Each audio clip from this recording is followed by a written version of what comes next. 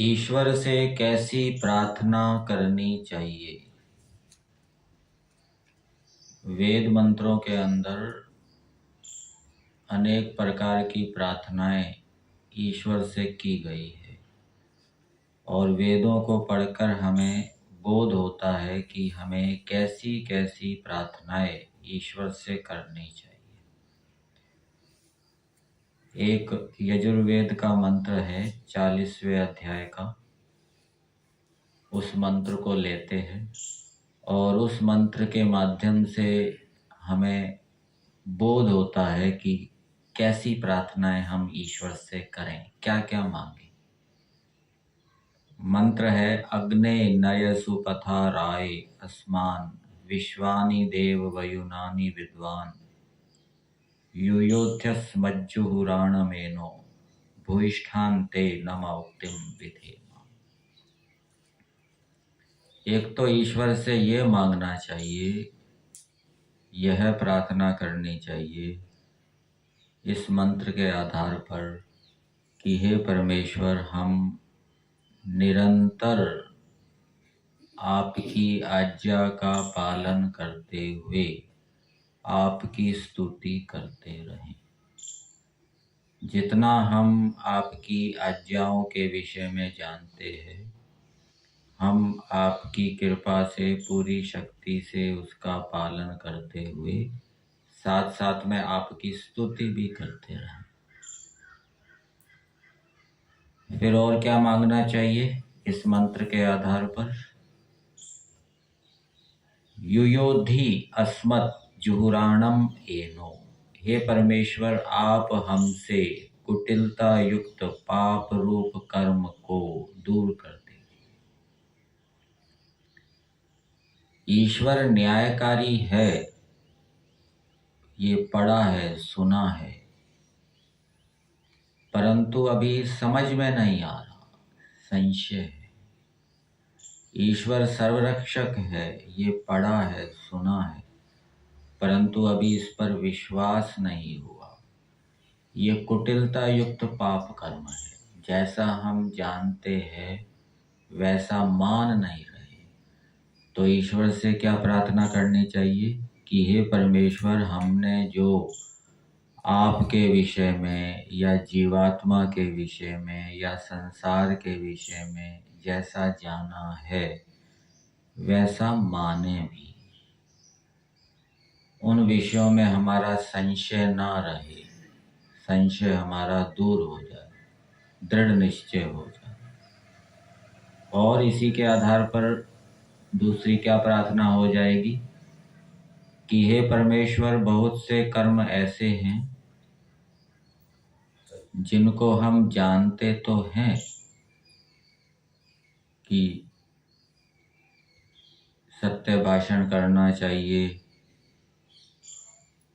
अहिंसा का पालन करना चाहिए, चोरी नहीं करनी चाहिए, मन इंद्रियों के ऊपर नियंत्रण करना चाहिए, परंतु कभी कभी कुसंस्कारों के कारण या असामर्थ्य के कारण, भय के कारण, लोभ के कारण हम आपकी आज्ञा का उल्लंघन कर जाते हैं।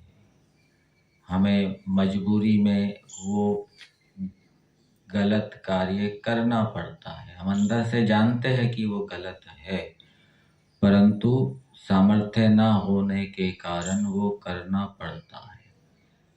तो परमेश्वर से ये प्रार्थना करनी चाहिए कि हे परमेश्वर, जो हम मजबूरी से या भय, लोभ के कारण या असामर्थ्य के कारण गलत आचरण कर रहे हैं, उस गलत आचरण को आप हमसे दूर कर दीजिए, हमारे कुसंस्कारों को नष्ट कर दीजिए, हमारे सामर्थ्य को बढ़ाइए इत्यादि। फिर और क्या मांगना चाहिए इस मंत्र के आधार पर?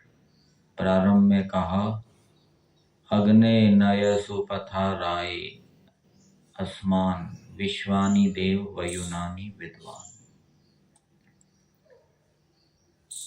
जो संसारिक ऐश्वर्य नहीं चाहता, मोक्ष चाहता है, उसको ईश्वर से विज्ञान मांगना चाहिए कि हे परमेश्वर, आप मुझे विज्ञान दीजिए जिससे कि मैं इस जन्म मरण के चक्कर से छूटकर मोक्ष को प्राप्त कर लूं।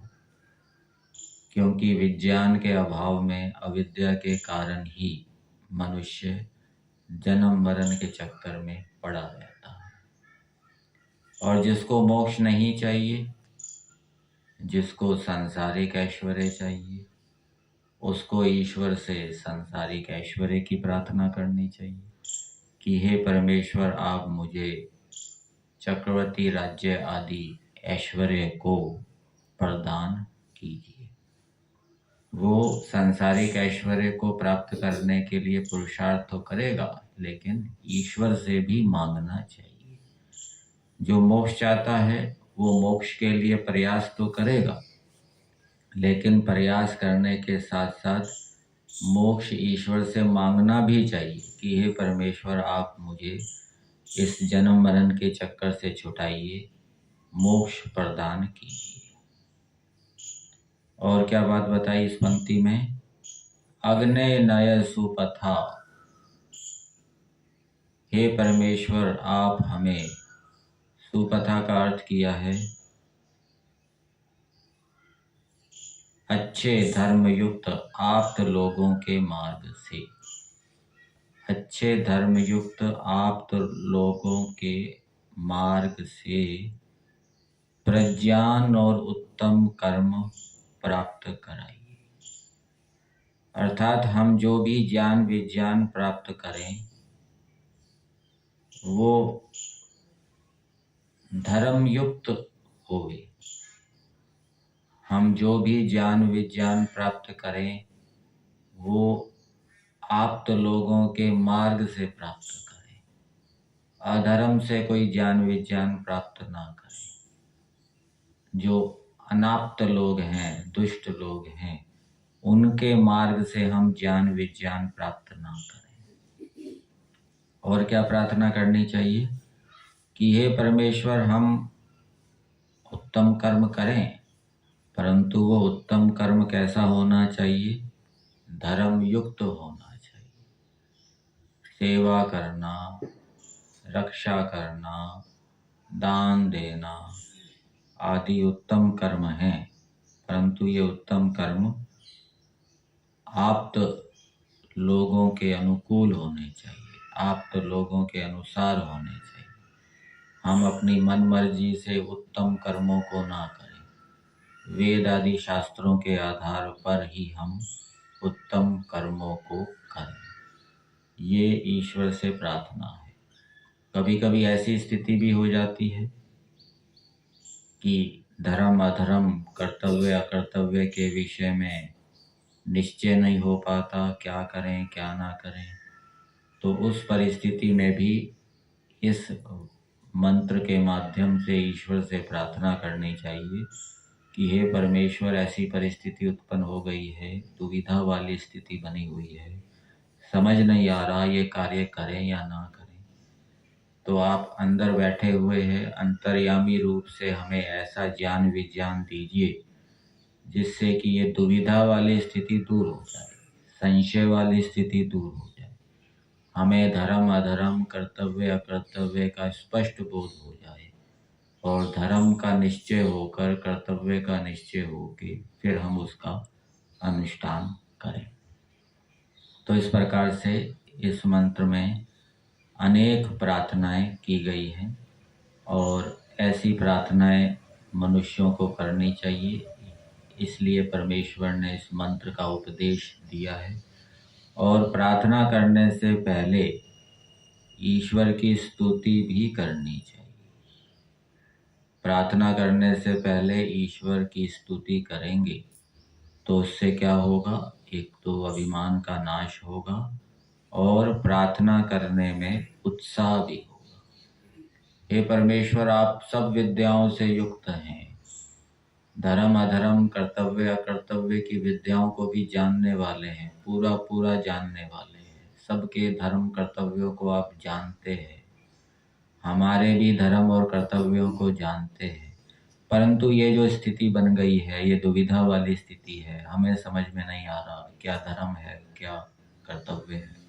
आप तो इसको जानते हैं, आप विद्वान हैं, इसलिए हे प्रभु आप हमें विद्या दीजिए जिससे कि ये संशय दूर हो जाए, धर्म कर्तव्य का निश्चय हो जाए। यहीं तक।